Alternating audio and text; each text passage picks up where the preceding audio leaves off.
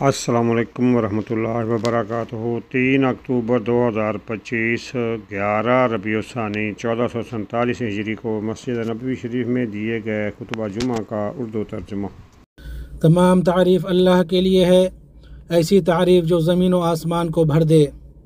اللہ نے ہمارے لیے دین اور نعمت کو مکمل کیا، ہدایت سے نوازا، نفوس کی اصلاح کی اور انہیں درست کیا، خوب رزق عطا کیا، نوازش فرمائی اور نعمتیں عطا کی۔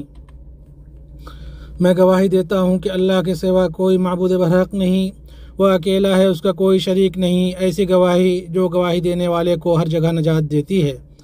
اور میں گواہی دیتا ہوں کہ ہمارے نبی اور ہمارے سردار محمد اللہ کے بندے اور اس کے رسول ہیں۔ اللہ ایسی رحمت اور سلامتی نازل فرمائے آپ پر اور آپ کے اہل بیت اور صحابہ پر، جس کی چمک کی روشنی دل کے اندھیرے کو دور کر دے، اور یہ رحمت و سلامتی اتنی بار ہو جتنی بار قافلے چلیں، بڑاؤ ڈالیں اور خیمہ زن ہو۔ اما بعد، مسلمانوں، اللہ سے ڈرو اور دنیا کی زندگی تمہیں دھوکے میں نہ ڈالے۔ دنیا اگر ملتی ہے تو آزمائش میں ڈالتی ہے، اور جب پیٹ پھیرتی ہے تو کمزور کر دیتی ہے، اگر کمال کو پہنچتی ہے تو گر جاتی ہے، اور اگر کشادہ ہوتی ہے تو ڈس لیتی ہے، اور اگر خوش کرتی ہے تو غمگین کر دیتی ہے۔ دنیا دراصل کبھی عروج اور کبھی زوال کا نام ہے، اور زندگی کبھی صحت اور کبھی بیماری کا۔ اللہ کا فرمان ہے، فرما دیجئے، دنیا کا فائدہ بہت تھوڑا ہے اور آخرت بہتر ہے ان کے لیے جو تقوی اختیار کرتے ہیں، اور تم پر ذرہ برابر بھی ظلم نہیں کیا جائے گا۔ مسلمانوں، متقی اور عقلمند لوگ نعمتوں پر شکر، ذکر، حمد اور ثنا کر کے خوش ہوتے ہیں۔ وہ مال و دولت کی وجہ سے غرور میں مبتلا نہیں ہوتے، نہ دولت انہیں کھیل تماشوں کی طرف مائل کرتی ہے، نہ خوشحالی انہیں بگاڑتی ہے، اور نہ مصیبت انہیں گھبراہٹ میں ڈالتی ہے۔ لیکن سرکش عیاش اور اسراف کرنے والے لوگ نوازشوں پر اتراتے ہیں اور بندوں پر فخر جتاتے ہیں۔ ان کا طریقہ تکبر، فضول خرچی اور بڑائی جتانا ہے۔ ان کی عادت ہے کہ اپنے ارد گرد کے لوگوں پر فخر کرتے ہیں، مال و زر اور مویشیوں پر منافست کرتے ہیں، اور کثرت جائیداد اور اولاد کی طلب میں ایک دوسرے سے مقابلہ آرائی کرتے ہیں۔ وہ اپنے برابر والوں اور فقراء پر برتری جتاتے ہیں، کمزوروں کے دل توڑتے ہیں۔ یہ تکبر، غرور اور کم علم و بصیرت والوں کا وطیرہ ہے۔ وہ محروموں کے جذبات کا خیال نہیں رکھتے، مصیبت زدہ، متروک اور بے سہارا لوگوں کے دکھ کی پرواہ نہیں کرتے، مریضوں، آزمائش میں مبتلا لوگوں اور غمگینوں کی حالت کو خاطر میں نہیں لاتے۔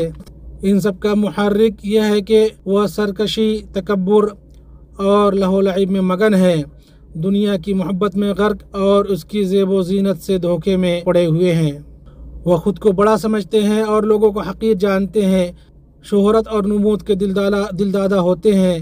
ان کی خوشی شکر کی خوشی نہیں ہوتی، غرور اور نشے کی خوشی ہوتی ہے۔ یہ افعال صرف اسی دل سے ظاہر ہوتے ہیں جو تکبر، جہالت اور ظلم سے بھرا ہو، جس سے تواضع رخصت ہو گیا ہو، غفلتوں نے اسے گھیر رکھا ہو اور اسے بیکار کے کاموں میں لگا دیا ہو۔ چنانچہ وہ اپنی ناک اونچی کرتا ہے، تکبر کرتا ہے، فخر جتاتا ہے، لوگوں کو حقارت سے دیکھتا ہے، ان کے درمیان اکڑ کر چلتا ہے اور ان سے تکبر کے لہجے میں بات کرتا ہے۔ شیطان برانگیختہ کرتا ہے تو فخریہ رویہ رکھنے والوں کے دلوں میں جوش، کیف و سرور اور ہیجان پیدا ہوتا ہے، جو انہیں خرچ میں نادانی، اسراف اور فضول خرچی پر آمادہ کرتا ہے۔ چنانچہ وہ گناہ میں خرچ کرتے ہیں، مال کو تکلف، شہرت، ریاکاری اور دکھاوے میں ضائع کرتے ہیں، اور اسے فخر و مباحات، بڑائی جتانے اور ایک دوسرے پر غلبہ حاصل کرنے میں لگاتے ہیں، اور مال کو انہی چیزوں میں برباد کر دیتے ہیں۔ اللہ عز و جل کا فرمان ہے، خوب جان رکھو کہ دنیا کی زندگی صرف کھیل تماشا، زینت اور آپس میں فخر و غرور اور مال و اولاد میں ایک دوسرے سے اپنے آپ کو زیادہ بتلانا ہے۔ ابن قیم رحمہ اللہ فرماتے ہیں، نعمت پر فخر یہ ہے کہ انسان اس کے ذریعے لوگوں پر اپنی بڑائی جتائے، انہیں یہ دکھائے کہ وہ ان سے زیادہ معزز اور بڑا ہے، پھر ان پر چڑھ جائے، ان کے دلوں کو غلام بنائے اور اپنی تعظیم و خدمت کی طرف انہیں کھینچے۔ اور وہ شخص جو شیخی خور، خرچیلا، آوارہ اور متکبر ہو، وہ اللہ کے نزدیک بھی مبغوض اور ناپسندیدہ ہے، اور لوگوں کے نزدیک بھی، خواہ وہ بات کو کتنا ہی مزین اور خوبصورت بنا کر پیش کرے۔ اللہ عز و جل کا فرمان ہے، یقیناً اللہ تعالیٰ تکبر کرنے والوں اور شیخی خوروں کو پسند نہیں فرماتا۔ اور فرمایا اور زمین پر اترا کر نہ چل، کسی تکبر کرنے والے شیخی خور کو اللہ تعالیٰ پسند نہیں فرماتا۔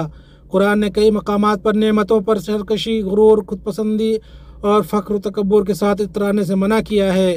اللہ عز و جل کا فرمان ہے، اور اگر ہم اسے کوئی نعمت چکھائیں اس سختی کے بعد جو اسے پہنچ چکی تھی تو وہ کہنے لگتا ہے کہ بس برائیاں مجھ سے جاتی رہیں، یقیناً وہ بڑا ہی اترانے والا شیخی خور ہے۔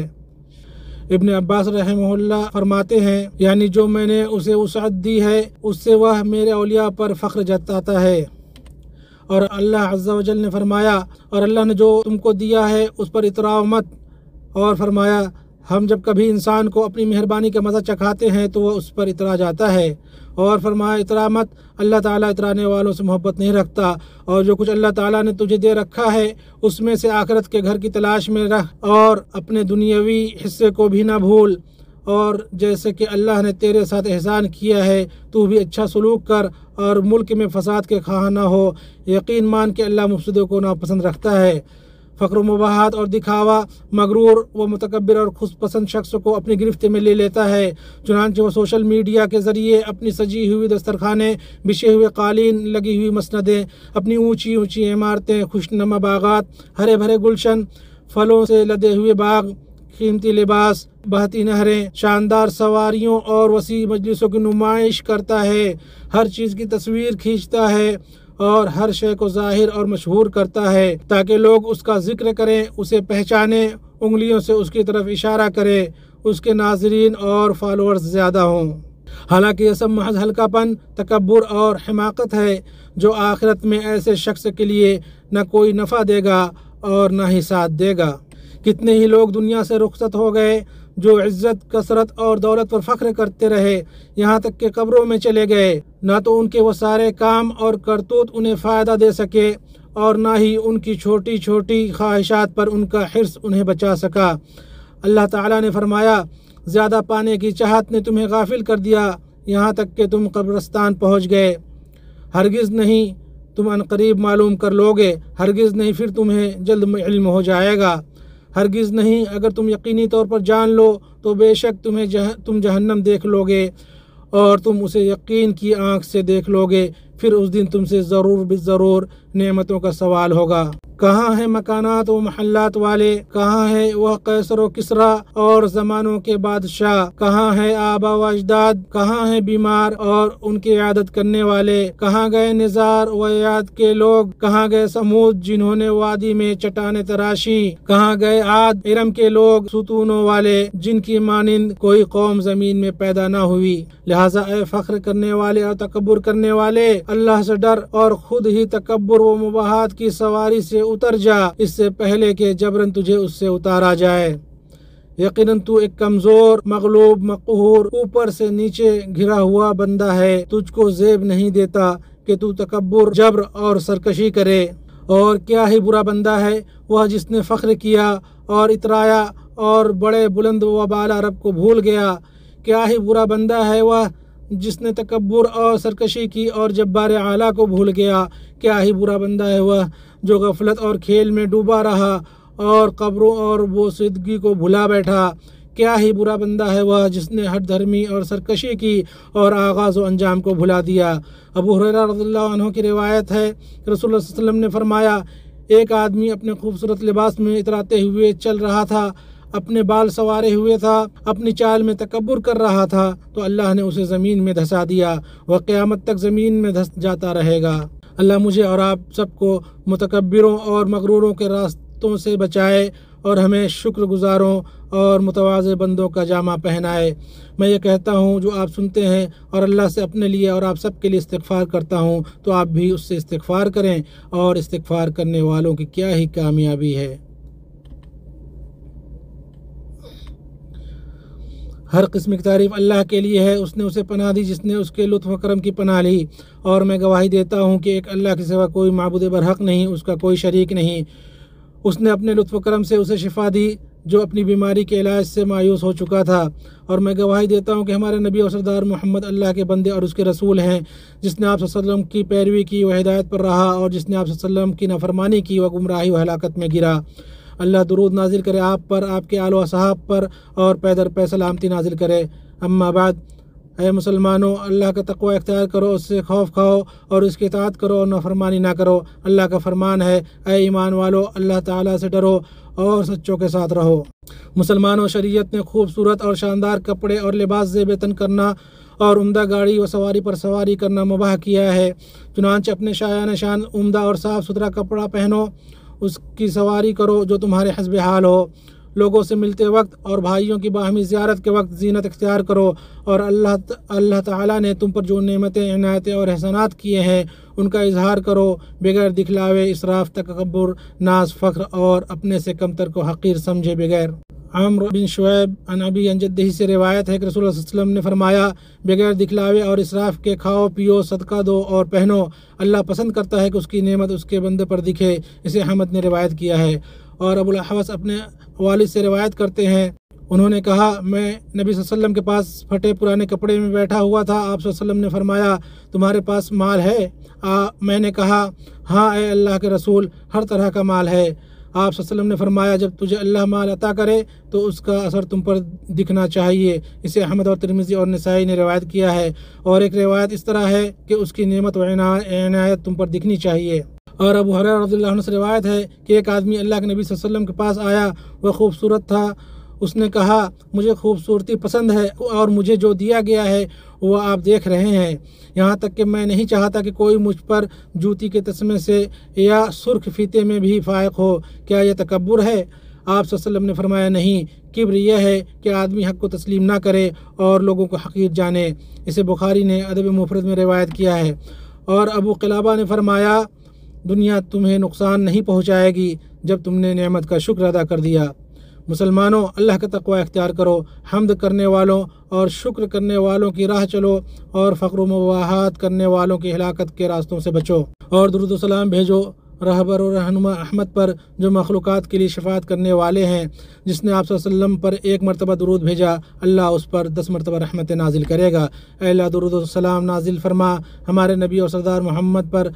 اے اللہ، عظیم شرف اور بلند مرتبہ والے خلفائے راشدین اور ہدایت یافتہ سربراہان ابو بکر، عمر، عثمان اور علی سے راضی ہو جا، اور بقیہ تمام آل و صحاب سے، اور انہی کے ساتھ ہم سے بھی۔ اے کرم کرنے والے، اے بہت عطا کرنے والے، اے اللہ، اسلام اور مسلمانوں کو غلبہ عطا کر، شرک اور مشرکوں کو پست کر، دین کے دشمنوں کو تباہ کر، ہمارے ملک اور مسلمانوں کے ملکوں کو سازش کرنے والوں کی سازش، مکر کرنے والوں کے مکر، کینہ پروروں کے کینہ اور حاسدوں کے حسد سے محفوظ رکھ اے رب العالمین۔ اے اللہ، اس ملک کو پرامن بنا۔ اے اللہ، ہماری سرحدوں کی حفاظت فرما اور ان پر تعینات ہمارے سپاہیوں کی حفاظت کر اے رب العالمین۔ ان کے مردوں کو شہیدوں میں قبول کر اور ان کے زخمیوں کو شفا دے، اور انہیں ان کے اہل خانہ تک صحیح و سالم پہنچا اے رب العالمین۔